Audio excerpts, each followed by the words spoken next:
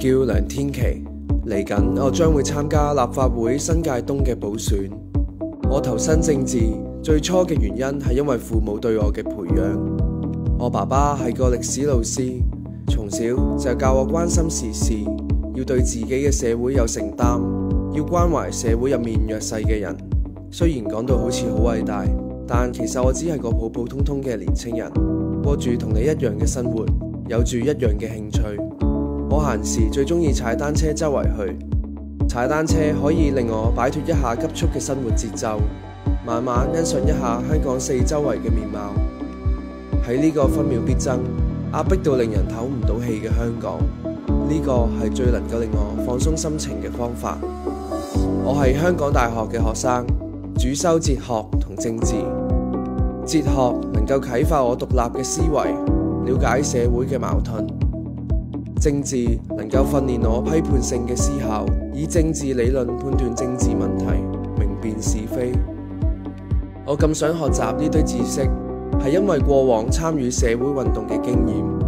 自從08年開始，我每年都會參加7·1遊行、6·4集會。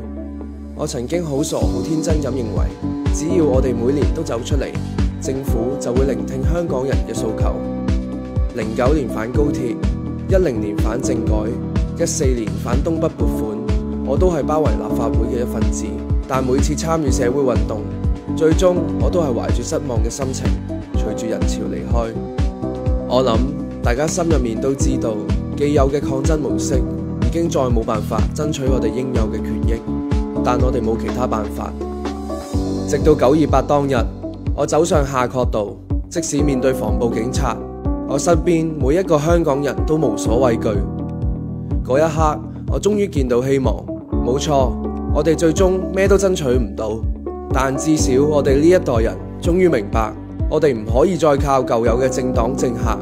因為當我走上龍和道嘅前線，我身邊只有我嘅同學同埋其他香港人。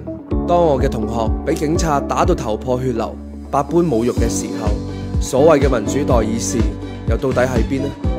要改變香港，要對抗社會嘅不公義，可以靠嘅就只有自己。